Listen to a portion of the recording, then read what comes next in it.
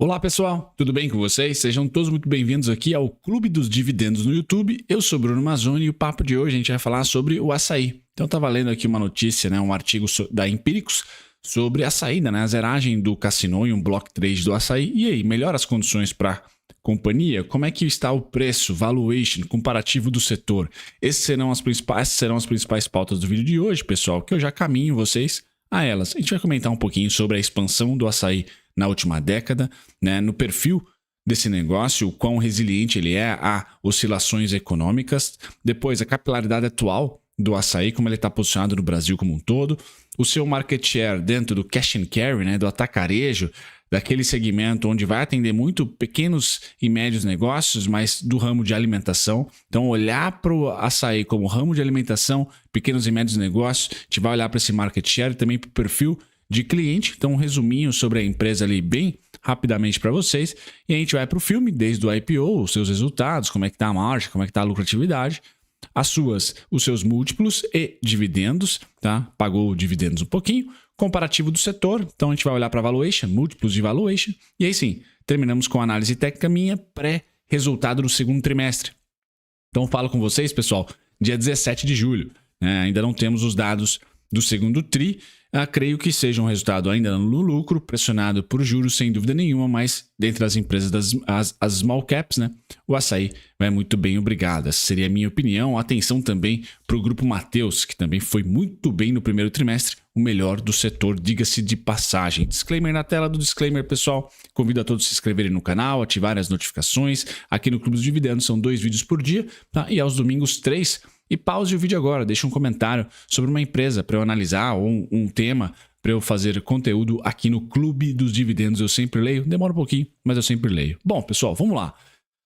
Segundo a Empíricos, eles continuam com a recomendação de compra, diminuiu um pouco a intensidade dessa recomendação, tá? E aqui a grande notícia, Cassino zerou. Então a parte de governança do açaí tá mais limpa. Tá? Já era bacana depois da cisão do Pão de Açúcar, agora mais ainda. Então os controladores ali, vamos assim dizer, não tem ninguém que o mercado vai lá e ficar cutucando, tá?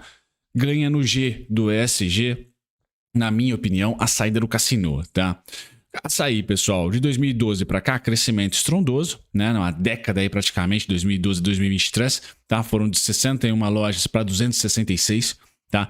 Em praticamente 6 estados para 23 estados, 12 centros de distribuição nesse momento. Então, capilaridade nacional, sempre olhando para o atacarejo, aqueles centros que funcionam como centros de trabalho, de desenvolvimento social ali também, e econômicos, melhor dizendo, de muitas cidades de pequeno porte, cidades pequenas. Jundiaí é uma cidade média, tem lá o seu açaí, tem 2 açaís, cidades menores que Jundiaí às vezes recebem um açaí muito próximo de rodovias, por exemplo, aqui no interior de São Paulo é muito comum, tá? E cada vez mais eu vejo esse crescimento, tá? De atacarejos, não atacadão 100%, como era uma década atrás, tá? E mercados, hipermercados também eu não vejo mais crescimento. Agora, atacarejo, eu ainda vejo bastante galpões sendo formados por eles. Então, esse crescimento é muito interessante. Não vejo um setor, então, maduro. Vejo um setor que ainda tem um pouquinho para crescer, até pela deficiência que nós temos de renda no Brasil.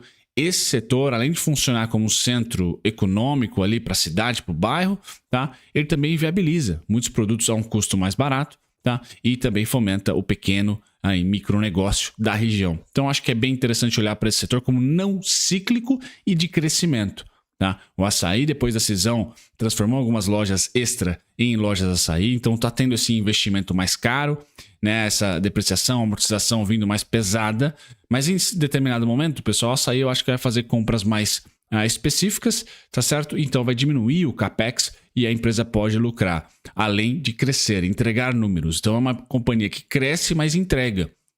O CDI está alto, mas ela entrega, então ela gera caixa.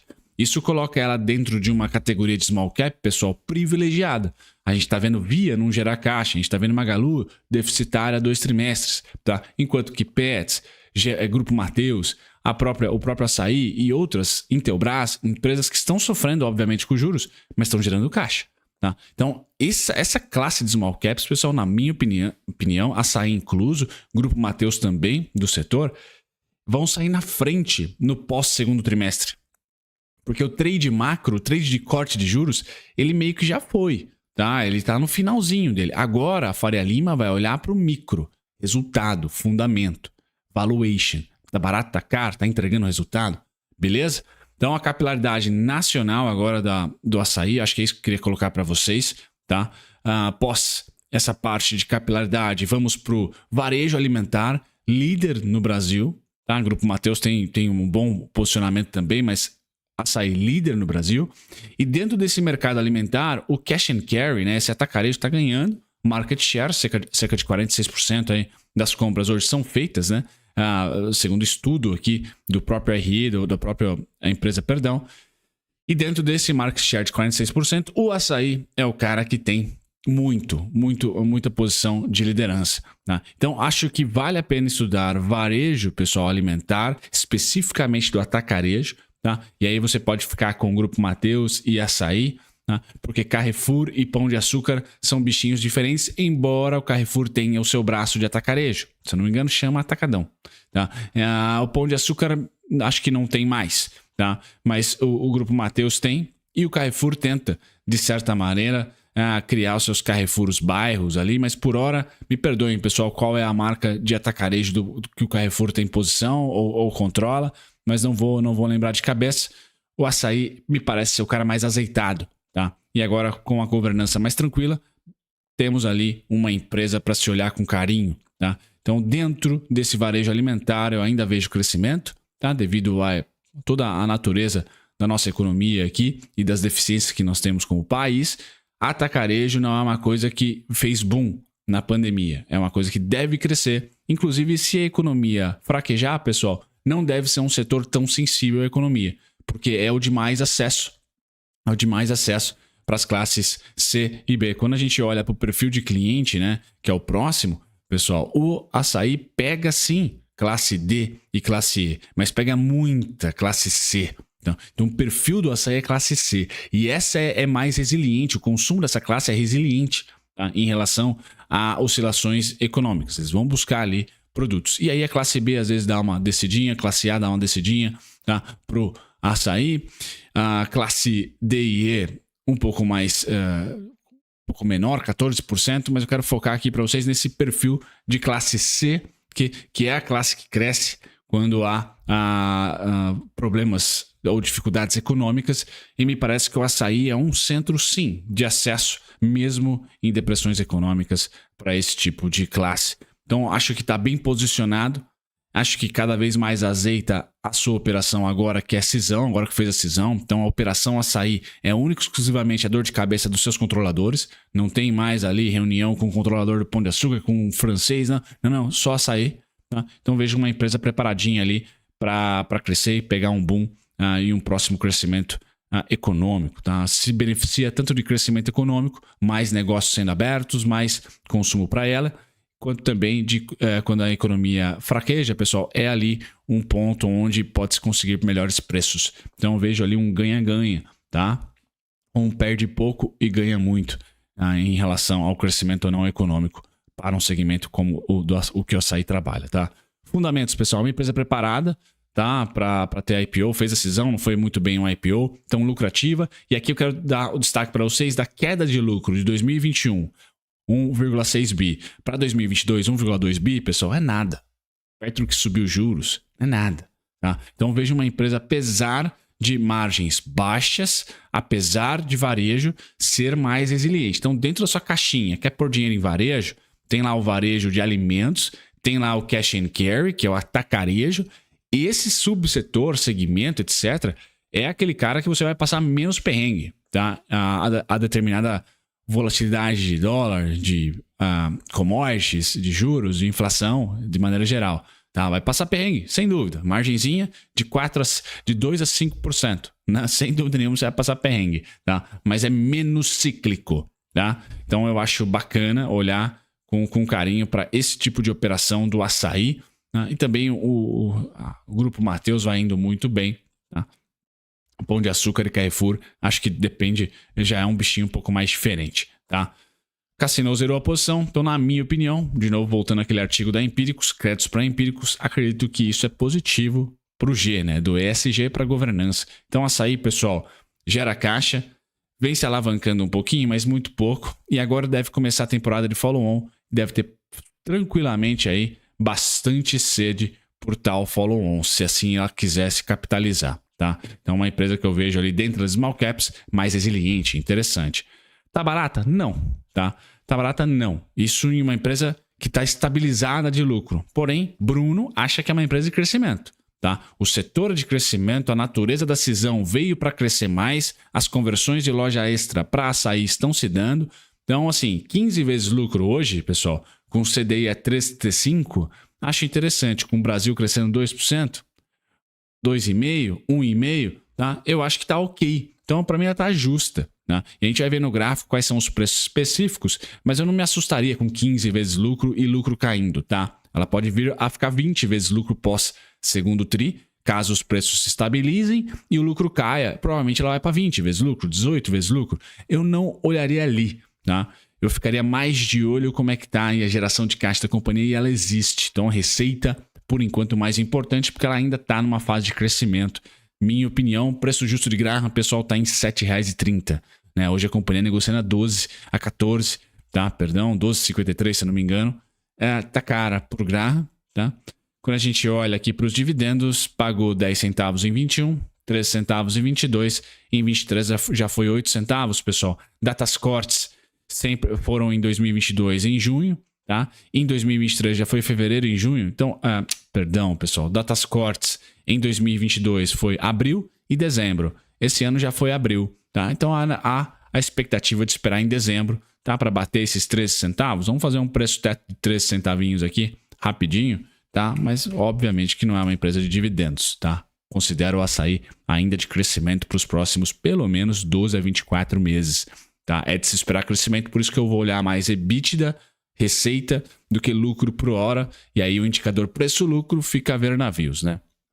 Comparativo do setor, pessoal, o que eu vejo aqui entre Carrefour, Açaí e Grupo Mateus, Pão de Açúcar. Grupo Mateus e Açaí acho que é mais bacana você fazer essa disputa, e aí Pão de Açúcar e Carrefour fazer essa disputa também, tá? O que eu entrego aqui para vocês? Grupo Mateus tem os melhores múltiplos, eu acho, pessoal. É uma empresa aí mais azeitada, tá? A maior margem EBITDA, tá? A maior margem EBIT, maior margem líquida, tá? E a menor dívida líquida preço-lucro. Patrimônio líquido. Então eu vejo que Grupo Mateus mais qualidade, deixa eu sair aqui da tela.